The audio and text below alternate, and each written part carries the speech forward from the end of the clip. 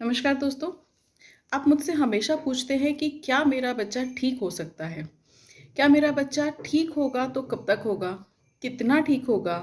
क्या वो हमारे जैसे एक नॉर्मल इंसान के जैसे रह सकता है? इन सब का जवाब थोड़ा कॉम्प्लिकेटेड है, क्योंकि यहाँ ये समझना ज़रूरी है कि ऑटिज़्म एक बीमारी नहीं है जो ठीक हो।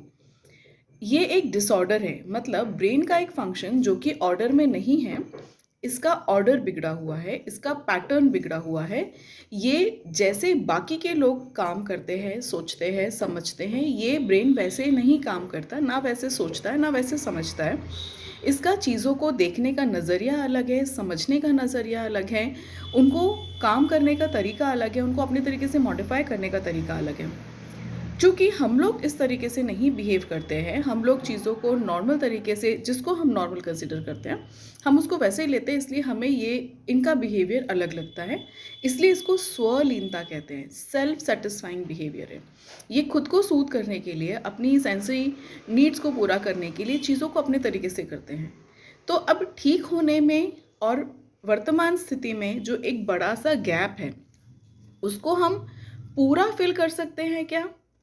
हाँ, बट वो डिपेंड करता है कि आपने कब अपने बच्चे की प्रॉब्लम को समझा है। आपके बच्चे का जेनेटिक ऑटिस्टिक नहीं होना चाहिए। आपका बच्चा माइल्ड बिहेवियर पर होगा तो ही हम ठीक कर सकते हैं पूरी तरह से। प्लस आपको अपने बच्चे का रेगुलर असेसमेंट कराकर उसकी कमज़ोरियाँ पकड़नी होंगी, उसकी स्ट्रेंथ्स पे काम करना होगा, तब आप बच्चे को एक नॉर्मल ज़िंदगी जीने में मदद कर सकते हो। ठीक है? इसका मतलब ये है कि आपको हर हाल में थेरेपी और थेरेपिस्ट की ज़रूरत है। क्योंकि अगर आपका बच्चा सपोज़ झूले पे बैठने से डरता है, या झूले पे बैठने से पहले नहीं डरता था, अब डरने लगा है और अचानक से झूला झूलने के लिए बहुत ज़्यादा एक्साइट होने लगा है। मतलब आपके बच्चे की लाइफ में 3 अलग-अलग फ़ेज़ेज़ आ चुके हैं, मतलब उसकी सेंसरी नीड्स ऑल्टर हुई हैं। जब वो झूले पे बैठना पसंद करता था, तब उसकी सेंसरी नीड्स अलग थीं। जब उसने डरना शुरू किया, चेंज हुई। अब जब फिर से कंफर्टेबल हो गया, हो सकता है अब ज़्यादा झूले पे झूलना चाहता हो, तब उसकी सेंसरी नीड्स अलग हैं।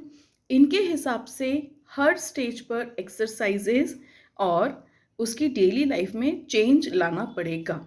जब आप अपने बच्चे की नीड्स को समझते हैं, सेंसरी नीड है, वेस्टिबुलर नीड है, विजुअल है, ऑडिटरी है, टेक्टाइल है, ओरल है, लर्निंग है, डिस्लेक्सिक है, एप्रैक्सिक है, सेंसरी मोटर डिसफंक्शन है, या मॉड्यूलेशन इश्यूज़ हैं, या लैंग्वेज इश्यूज़ हैं। ऑटिज़म में बहुत सारे सब टाइप्स होते हैं। जब हम अपने अपने बच्चे का ये प्रॉब्लम समझते हैं कि क्या प्रॉब्लम है इस बच्चे का, इसका वीक पॉइंट क्या है, हम उसके हिसाब से थेरेपी प्लान करेंगे, तब जाकर हम उसको ठीक करने की कोशिश कर सकते हैं। और चीज़ें ठीक होने के बाद प्लान चेंज होगा। जब हम जो एक काम कर रहे हैं, फॉर एग्जांपल बच्चा आँखों को कॉर्नर पे लेके जाता है, विजुअल स्टिमिंग है। बच्चा कॉर्नर पर आँख लेके जाता है या लाइट्स की तरफ देखता है, विंडो की तरफ बार-बार देखता है, अपनी फिंगर्स के बीच में से आने वाली रोशनी को देखता है, लाइट को देखकर आँखें बंद करता खोलता है, ये सब विजुअल स्टिमिंग्स के प्रकार हैं। बच्चे को एक या सारे सिम्पटम्स हो सकते हैं।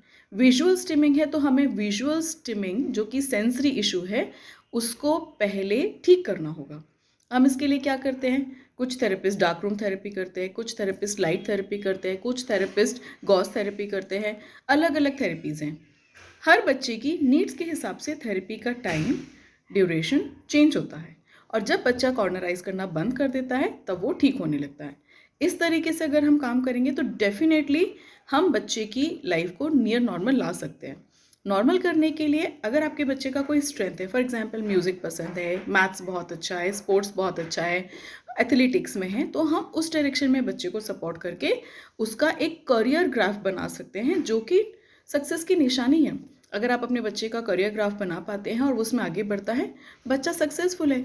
और रही बात बिहेवियर इश्यूज़ या सेंसरी इश्यूज़ की, हर इंसान के साथ कोई ना कोई बिहेवियर या सेंसरी इशू रह जाता है। कई लोगों में रहते हैं इश्यूज़, हम नहीं समझ पाते, हो सकता है उसको कभी माइल्ड ऑटिस्टिक रहा हो। पहले के ज़माने में तो ऑटिज़्म को लेके इतना कोई फ़र्ज़ था ही नहीं। क्लासिक ऑटिज़्म को ज़रूर कहते थे उनका बच्चा कुछ अलग है, पर माइल्ड ऑटिस्टिक बिहेवियर्स को तो बच्चा बहुत प्यार से पला बड़ा है, दादाजी ने बिगाड़ा है, दादी ने बिगाड़ा है, एंड फिर बहुत सारे अलग-अलग शब्दों से माइल्ड ऑटिज़्म को कवर कर लेते थे। ये सारी बातें मैं कर रही हूँ क्लासिक ऑटिज़्म के लिए। पर जब हम बात करते हैं वर्चुअल ऑटिज़्म, अगर आपके बच्चे को सिर्फ स्क्रीन देखने के कारण ही ऑटिस्टिक बिहेवियर आया है और आपने स्क्रीन बंद कर दिया है और समय पर थेरेपी शुरू कर दिया है, तो यस, वर्चुअल ऑटिज्म 100% क्योरेबल है। सही समय पर इंटरवेंशन, सही तरीके से इंटरवेंशन करके हम बच्चों को ठीक कर सकते हैं। So I hope it helps you. पहले ये गलतफहमी मन से हटाओ कि मेरे बच्चे ने बहुत मोबाइल टीवी देखा है, बचपन से देखा है, 2 साल के बाद प्रॉब्लम आया। सिर्फ वर्चुअल ऑटिज्म है या क्लासिक के ट्रेड्स है, ये समझना ज़रूरी है। 1 साल मेहनत करो, 3 साढ़े 3 साल का होते-होते समझ आना शुरू हो जाता है कि बच्चे का पैटर्न क्या है। क्लासिक की तरफ है, अगर क्लासिक की तरफ हैं तो वीक एरियाज़ को पकड़िए और उसको ठीक करना शुरू कीजिए। परेशान होने से, दुनिया भर के जादू टोने कराने से, हज़ारों लाखों चैनल्स देखने से, वीडियोज़ देखने से कुछ नहीं होगा। थेरेपी कराने से होगा, एक्टिविटीज़ कराने से होगा, रेगुलेटरी डाइट देने से होगा और हाँ, कुछ सप्लीमेंट्स हैं जो कि ऑटिज़्म को सपोर्ट करते हैं, रिकवरी को सपोर्ट करते हैं, वो देना भी बहुत बहुत ज़रूरी है। So I hope it helps you. Stay safe, happy parenting.